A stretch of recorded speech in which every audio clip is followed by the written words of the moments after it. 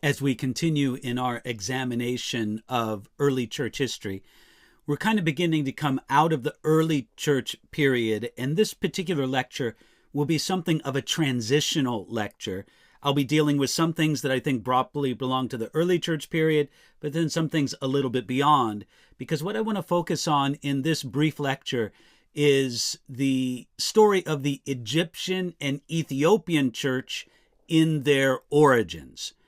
Basically, what I'm talking about is African Christianity in the first 5 centuries, or at least mainly as it was in the eastern part of Africa. Again, I'm talking about Egypt and Ethiopia. I'll make a little bit of mention to the west, but we've talked about that already previously. In the early church period and beyond, the continent of Africa played an important role in the history of the church. The biggest influence came from the large and influential Christian community in North Africa, but then also in Egypt. We don't have a lot of concrete evidence for how Christianity came to Egypt. According to tradition, the gospel author Mark was the first one to go to Egypt to preach the gospel. Again, we don't have a lot of firm history on that, but that's a tradition at least. We also know that Apollos, that early and eloquent missionary, was an Alexandrian Jew, according to the book of Acts. But we have no idea if he acquired his Christian faith at Alexandria. Now, certainly, there was a large Jewish population in Alexandria and many other Egyptian cities, so there was an opportunity for Christianity, understood as an offshoot of Judaism, to spread there. I mean, in other words, when you have the great multitude assembled on the day of Pentecost in Acts chapter 2, hearing Peter preach, pilgrims who had come from all over the Roman Empire and perhaps beyond to listen, to be a part of Pentecost, that great feast, and they heard Peter preach, and 3,000 men of them became Christians, were converted that day. It's likely that surely some of them were from Alexandria, because it was a large Jewish center outside of Judea and Galilee. According to one of my favorite church historians, you've heard me mention him before, Kenneth Scott Latourette, in volume 1 of his work, A History of the Expansion of Christianity, he makes this statement about the spread of the gospel to Egypt. Latourette says, "By the end of the 2nd century, the church was already strong. There had been a gospel according to the Egyptians, and several strains of Christianity were represented, including some of which the mainstream regarded as heretical. In Alexandria itself, a famous catechetical school developed, which was to have among its teachers such distinguished scholars as Clement and Origen. In Alexandria, the Christianity was predominantly Greek.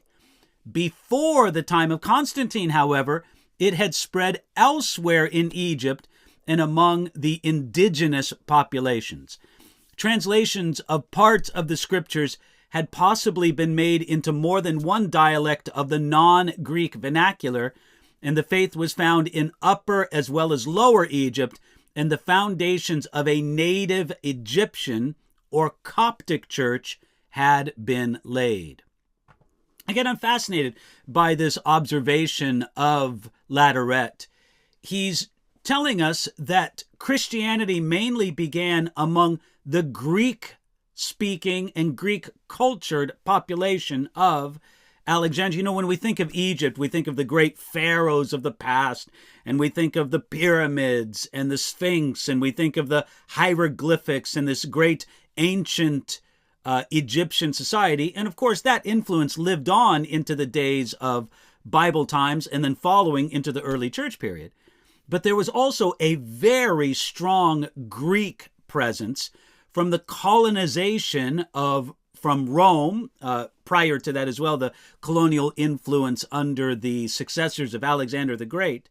So there was a very sizable and important, you could even say dominant, Greek presence and Greek cultural presence there. But there was also the native, so to speak, presence. People who came from that part of the world, descendants of the original Egyptians, so to speak. And what Latourette is telling us is not only was Christianity thriving among the more Greek-cultured and speaking population of Egypt, but also among the native population, the gospel began to spread, churches were planted, scriptures were translated among that Egyptian, or you could also call it the Coptic population. Again, that's the native-born, so to speak, Egyptian cultural group. Latourette continues here on his observations. He says this, when Christianity began to win numerous adherents among the Egyptian-using population, the need was felt for a Christian literature which could be used by them. In place of the difficult hieroglyphics, a simple script was employed based largely on Greek letters. The Egyptian so written was called Coptic.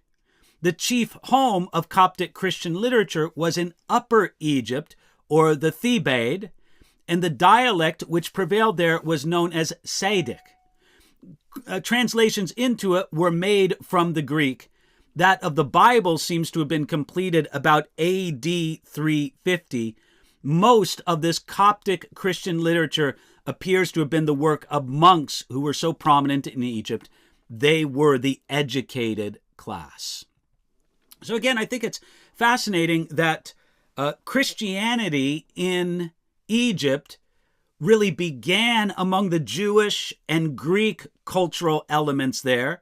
These were the people who were the leaders in the great schools, the great universities of Alexandria. These would have been the people influenced by the people like Clement and Athanasius and Origen and those folks. But then there was also a very distinct penetration of the gospel into the traditional Egyptian peoples and cultures, so much so that Christianity was at least in part responsible for the development of the Coptic language.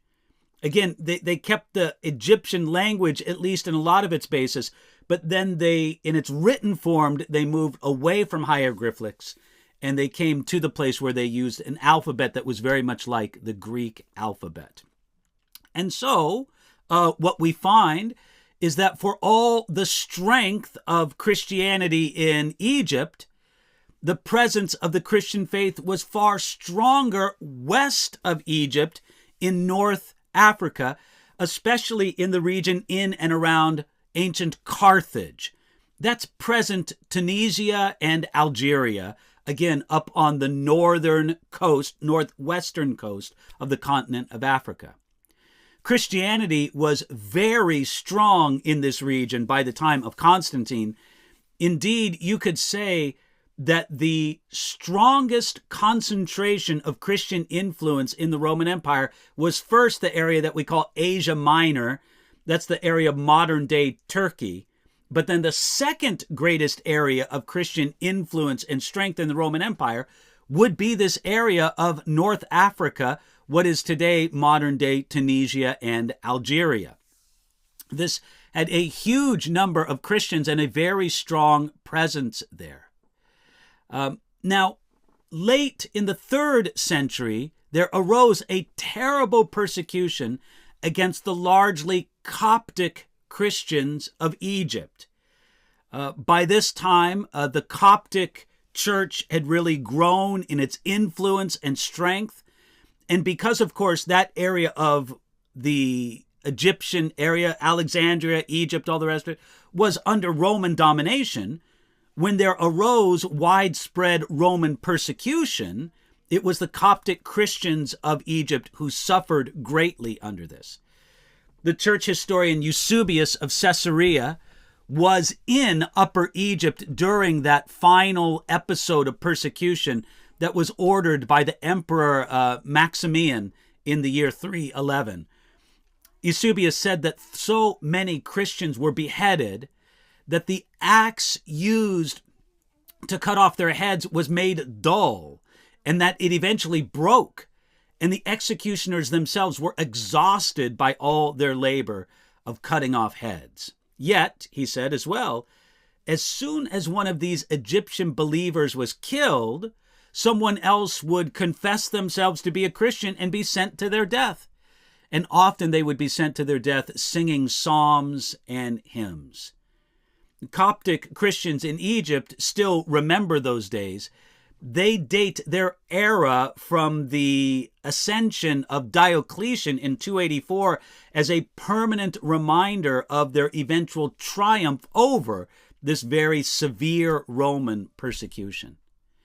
Now, over the centuries, the Islamic invasion that came to Egypt around the year 642, it nearly destroyed Christianity in Egypt, because Christianity in Egypt had been weakened by decades of fighting amongst believers.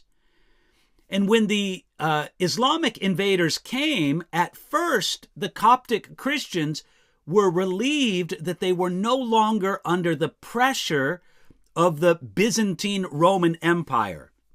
You know, by 642, the Roman Empire in the West had been conquered by the barbarians, but the Roman Empire in the East, centered in Constantinople, which we know today as modern-day Istanbul, that Byzantine Roman Empire still had enormous influence in the formerly western part of the Roman Empire. And the Coptic Christians felt that they were under the thumb, that they were being abused and mistreated by these Byzantine rulers centered in Constantinople.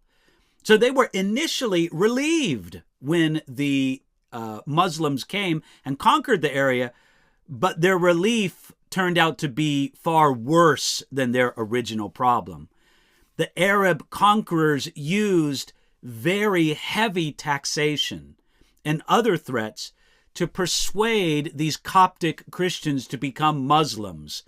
And the effective use of these tactics prompted mass conversions by a lot of people. By about 1100 AD, Arabic had replaced Coptic as the common language of Egypt, to show how significant of a change it was there with the coming of Islam and the long entrenchment of Islam there in Egypt over the centuries. Now, I want to talk to you next about a couple of trends in Egyptian Christianity that really helped shape it in its own existence, but also in the way that it was perceived by the outside world. And one of these trends was the trend towards, and friend, you will have to forgive me, because this is a word that I always see on the page and have a great deal of difficulty pronouncing. I'm going to try to do it slow, but I'm going to be repeating this word often in this part of the lecture. And I just ask for your grace, because there's no doubt that I will be mispronouncing it many times. But I'm not going to try to be waylaid by that. I want to talk to you about the trend in Egyptian Christianity towards Monophysitism. Monophysitism. I'm just going to go with that pronunciation the best I can. Now, in the year 451, the Council of Chalcedon proclaimed that Jesus Christ is one person with two natures, that he's fully God and fully man. Now, they didn't just kind of make this up because they felt like it. After so much discussion, debate, study, analysis, they really believed that this most reflected an accurate biblical teaching about who Jesus was. They weren't creating the idea that Jesus was one person with two natures. They weren't creating the idea that Jesus was fully God and fully man. They were simply observing and understanding it from the scriptures. But they thought that it needed to be stated very clearly, and that's what the Council of Chalcedon did in 451. Again, the proclamation that Jesus is one person with two natures, fully God and fully man. And that is the orthodox teaching of Christianity to this day. And the Council of Chalcedon condemned the view of the Eutyches, that was a group, who taught that Christ only has one divine nature. Again, this is the understanding, the doctrine that we would call Monophysites. Those are the one nature people. Mono meaning one, physites, again referring to nature. That's the idea that Jesus had one divine nature, not a human nature and a divine nature. And that specific understanding of the nature of Jesus was condemned at the Council of Chalcedon. Well, here's how that impacts Egyptian and then also Ethiopian Christianity. Most of, or maybe I should say much of, Egyptian and Ethiopian Christianity agreed with what was condemned at the Council of Chalcedon. In fact, one of the reasons, or at least some of the reason for the Council of Chalcedon was the great concern that Christians in other parts of the world had about the embrace that the Egyptian bishops gave to the Monophysite understanding of the nature of Jesus. Now again, I want to remind you, I'll repeat myself here, Monophysite essentially means one nature. And the Monophysites believed that the humanity of Jesus was swallowed up by his deity. They believed that Jesus did not truly have a human nature. The Council of Chalcedon affirmed that Jesus had two natures, human and divine, and that these natures existed, this was some of the phrasing they used, without confusion, without change, individually and inseparably. Now, the organizers of the Council of Chalcedon hoped that this definition would unify Christianity as it existed all around the Roman Empire. But instead, at least in Egypt, the effect was more like an explosion. Large areas of the East would not accept the declaration of the Council of Chalcedon, such as the Coptic churches in Egypt and Ethiopia. The Eastern Church was split in two, and the breakaway churches, again called the Monophysite or the one nature churches, those churches that formed, some of them exist to this day, although after the Muslim invasions of the 7th century, there wasn't much strength in those Monophysite churches. So this was something that took much of Egyptian Christianity and sort of put it outside of a lot of Western Christianity. You could see where much of Christianity in the West viewed Christianity in Egypt with suspicion, thinking, you guys believe wrong things about the nature of Jesus. You could also see that even within Eastern Christianity, that the Coptics had their own understanding, or at least many of the Coptics, it wasn't universal among them, but many of the Coptics had their own understanding that separated them even from other believers in the Eastern or Byzantine Empire of Christianity, that region there, dominating the eastern part of the former broad Roman Empire. So this was an important development that tended to fragment and isolate Egyptian Christianity from the rest of the Christian world. However, Egyptian Christianity did have a very significant influence on the rest of the world, the rest of the Christian world, let's say, through the person that is often considered to be the greatest monk or the greatest monk of Egypt, this man named Anthony. Now, Anthony, I'll tell you a little bit about his story, but just to say that he's often considered to be the greatest monk who ever lived. You know how it is in sports, in modern day football all over the world. People want to argue about who the greatest football player is. You know, at times people say, well, it's Ronaldo. Oh, it's Messi. Oh, it's somebody else. It's this person or that person. Who is the greatest football player of all time? Or who is the greatest football player in the present day? Well, some people would consider Anthony to be the greatest monk who there ever was. Now, the monastic movement went far beyond Egypt, and I'm going to discuss the monastic movement in greater detail in some later lectures. Yet it's very important to note that the monastic movement shaped Christianity in Egypt to a very large extent. The birthplace of the Christian monastic movement lies, you could say, underneath the Coptic cross-topped towers of St. Anthony's Monastery. That's 100 miles southeast of Cairo, maybe 160 kilometers. The monastery's centerpiece is the Apostle Church, and that dates back to the early 15th century. But like many churches of that period, it was built upon the foundations of a much earlier church, maybe even back to the time of St. Anthony himself. What you'll find in those old excavations are small rooms for monks that date back to the 4th century. Again, perhaps to the very lifetime of Anthony of Egypt, the man who was considered the first Christian monk. He died around 356 or 357, and many people consider Anthony of Egypt to be the greatest monk there ever was. They also called him Anthony of the Desert, and he was an illiterate, reclusive man. Nevertheless, he gained a reputation across the entire Mediterranean world. Not only simple people admired him, but also sophisticated and influential people sought out him for his life and his wisdom. You could say that his words and his life inspired fellow Christians to greater devotion, and sometimes it even moved pagan people to convert to Christianity. But it wasn't his eloquence or his wisdom that amazed people as much as it was his radical devotion to Jesus Christ. Anthony was born in AD 251. He was an ethnic Egyptian. We would call him Coptic, if you want to, from that stock.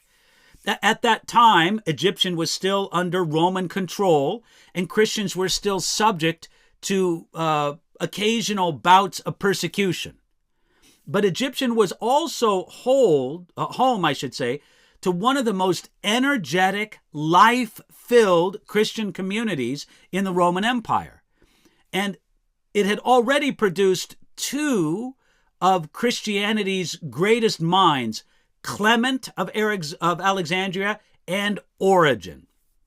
Many Egyptians who had a lot of wealth and influence found their way into the church. Now, that was exactly the situation with the parents of Anthony. They were well-born, they were prosperous, and they raised Anthony in the faith. Anthony regularly attended church with his parents, and he had no interest in learning how to read or speak Greek or Latin, only his native Coptic language. Nevertheless, early on, he's shown a very real interest in learning to hear the scriptures and hearing the scriptures read. So when Anthony was between 18 and 20, two events took place that changed the direction of his life. First, both his parents died, possibly of the plague. Anthony now found himself caring for his younger sister and a family estate of over 200 acres. That's more than 80 hectares. So the second event that took place was about 6 months later. One Sunday, as Anthony made his way to the church, now again, just remember, this man couldn't read, he couldn't write. He had no interest in reading or writing Latin or Greek, and he really hadn't learned how to read in his native language of the Coptic language. But of course, he knew how to understand it. He was well skilled as a hearer of the scriptures. As Anthony made his way to church, he was thinking about the biblical passage that describes in the book of Acts, chapter 4, about how the early Christians sold their possessions and gave everything that they had to the poor. Again, that's in the later part of Acts chapter 4. He's thinking about that when he stepped into the church. A passage from the Gospels was being read, and Anthony heard these words: "If you would be perfect, go and sell all that you have and give to the poor, and come and follow me, and you shall have treasure in heaven." So he's thinking about this passage from Acts chapter 4 where Christians sold what they had and shared with another, and then he walks into church, and that passage from Matthew chapter 19 verse 21 is being read. Well, Anthony was, of course, startled by this. He said it was as if the passage were read on his account. He believed strongly, this is being spoken to me personally, and he acted upon that. Anthony donated his huge family estate to the town where he lived, and he either sold or gave away the rest of everything that he owned. He put his little sister in the care of a convent, and then he said, I'm going to devote my life to pursuing Jesus through the spiritual disciplines instead of giving my attention to taking care of a large household estate.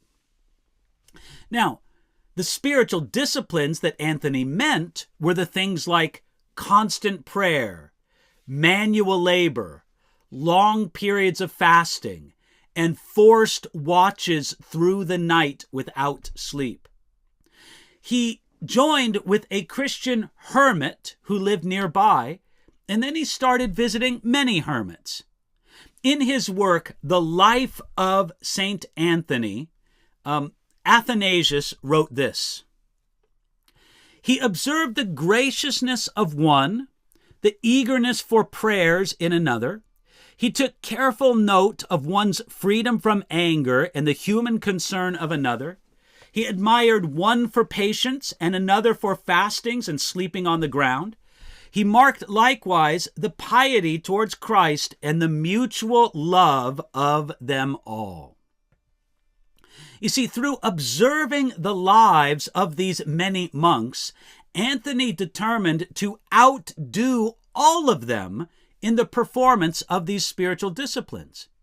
Athanasius continues, his watchfulness was such that he often passed the entire night without sleep.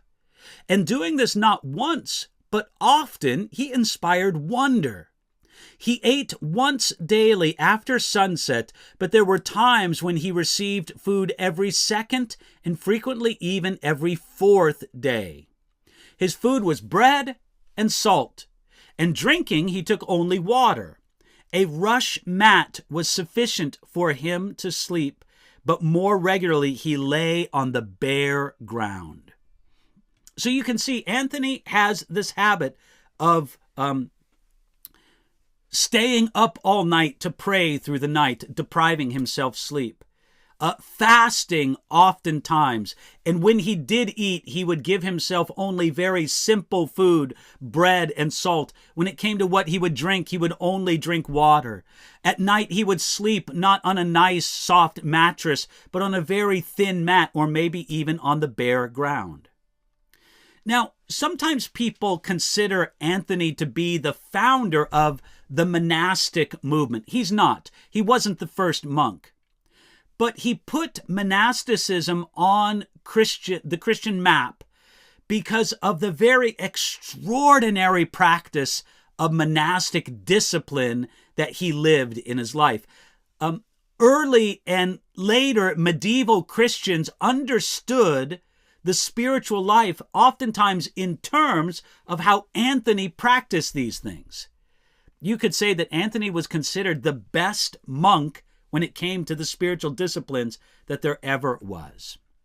You see, Anthony believed, as did most of the Christians of his time, that the soul intensity is strong when the bodily pleasures are weakened. In other words, if you want to have a strong soul, then you have to deny your body pleasures.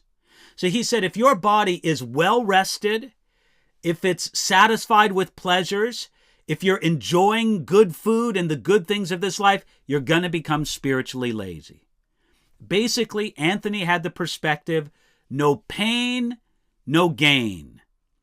Now, there weren't many people who matched the radical discipline that Anthony showed, but even those who didn't recognize the need to discipline themselves as much as he did, they felt that they needed to do something.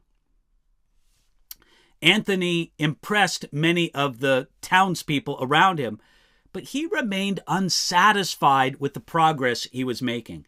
So what did he do? Well, instead of afflicting himself in these ways, he moved some distance from the village. He found an abandoned tomb and he started to live there. He arranged for a friend to bring him bread, and then he closed the entrance to the tomb, and he lived encased in this tomb for a long time. Now, while Anthony lived in that tomb, he says that he experienced some terrible demonic attacks. He described the attacks and his victory over those demonic spirits and the sense of God's blessing and approval that he gained through all of that. Through the years, he ended up leaving that tomb and moving even further away from civilization, and he lived in a long abandoned fortress. He shut himself in the fortress, again, after making arrangements for the delivery of food, and he began to live there all alone.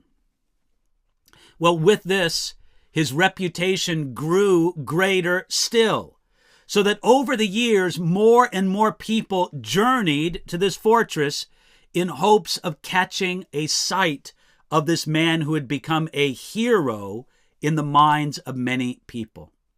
Other people received counsel, speaking to him through the gate of the fortress, because for many, many years, Anthony never left the fortress.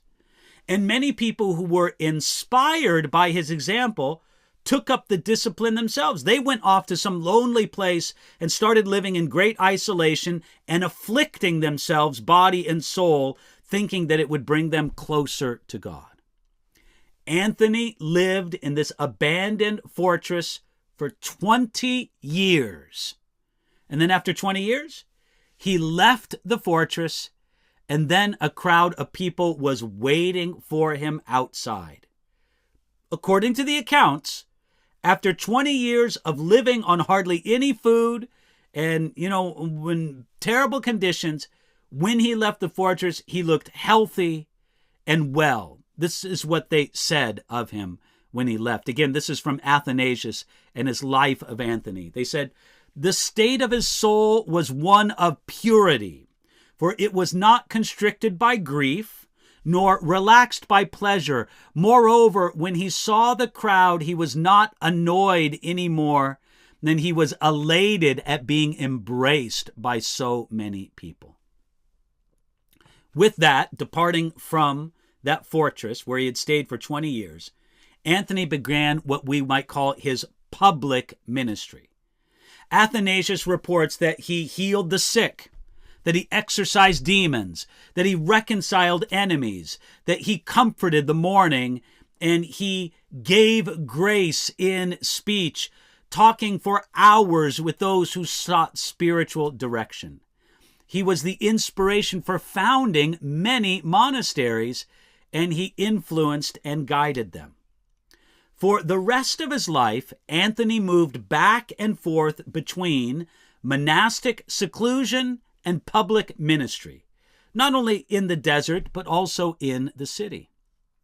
When Roman persecution rose again in the year 311, Anthony continued to appear in public. The authorities refused to touch him. They were probably afraid that if they were to make a martyr out of him, it would outrage the public, both the Christians and the pagans. When that time of persecution was over, Anthony eventually went about 100 miles, again, that's 160 kilometers, southeast of Cairo. Anthony was about 40 by this time, and he spent the next 65 years, he lived to the age 105, he spent the next 65 years with this as his home base. Anthony's remarkable devotion and longevity enhanced his reputation for being a very holy man. Athanasius records a number of remarkable stories from this period. And as people who like to talk about history, it's hard to figure out what is true and what is a legend in these many stories. but Athanasius tells many stories about Athanasius during these years. By the time Anthony was 105 years old, his body was frail, his teeth were completely gone, and he knew that he was going to die soon. So he told his companions what to do with all of his possessions. He encouraged his followers, and he died. He insisted on being buried in an unmarked grave. Nobody knows to this day where he was buried. Well, here's the thing. More than any other individual, this ethnically Egyptian man, Anthony, inspired the monastic movement. He wasn't the first monk, but he was the most influential monk in the beginning of the monastic movement. You could say that indirectly, he was responsible for the evangelization and the Christianizing of Europe because of his mighty influence on the monastic movement, which became the institution that did more to evangelize and Christianize Europe than any other institution. This was a very ironic part of the legacy of an illiterate Egyptian man who wanted to live far from civilization for most of his life. Now, what are we to make of Anthony and his desire to afflict himself, his desire to punish himself, his feeling that this made him a more holy man? Well, I'm going to delay the discussion of that question until we deal more properly with the monastic movement as a whole. This lecture, we're just talking about Anthony because he's a reflection of the Egyptian branch and the Egyptian influence on the rest of Christianity through a man like Anthony, but we're going to leave it there. Now, let me conclude with this, just speaking for a short bit about early Christianity in Ethiopia. One could say that the story of Christianity in Ethiopia begins with Candace. Candace was a queen of Ethiopia, the one mentioned in Acts chapter 8, verse 27, in the story of Philip preaching the gospel to the Ethiopian eunuch, who was the queen's treasurer. Tradition tells us that Queen Candace was converted to Christ through that eunuch's testimony when he came back to Ethiopia, and that her conversion caused her to use her position as queen to promote Christianity in Ethiopia and the surrounding countries. She and her husband reigned in Ethiopia from AD 25 to 41. Now, historically speaking, the story of the acceptance of Christianity in this East African empire of Ethiopia dates from the 4th century. Two men, Frumentius and Edesius of Tyre, they both came from Tyre, that's on the coast of modern Lebanon. These two men, Frumentius and Edesius, were taken as prisoners to Ethiopia, which was also called Abyssinia. While there, they were able to gain the favor of Emperor Ezana and were set free. What did they do when they were set free? Well, they began to evangelize the country, and by about the year 340, Frumentius was consecrated the bishop of Ethiopia by Athanasius in Alexandria. The Christian influence in Ethiopia grew until the entrance and conquest of Islamic influence. As it began to spread in Africa, the church was cut off with contact with other Christians except for the Coptic church in Egypt. So, let me summarize what we can say about African Christianity in this early period of the Christian church. Christianity came early to Egypt, Ethiopia, and North Africa. That's number one. Number two, Christianity in Egypt was associated with the Monophysites. This was an error regarding the humanity and the deity of Jesus. Third, Christianity in Egypt was associated with monasticism, the monks, especially because of Anthony, an extremely influential monk. Fourth, Christianity was dominant in Egypt and especially in North Africa for more than 500 years until the conquest from Islam. And then finally, the evangelization of sub-Saharan Africa waited for coming centuries. It really didn't happen in this early church period or in the period immediately following the early church period. So I hope this has been helpful for you.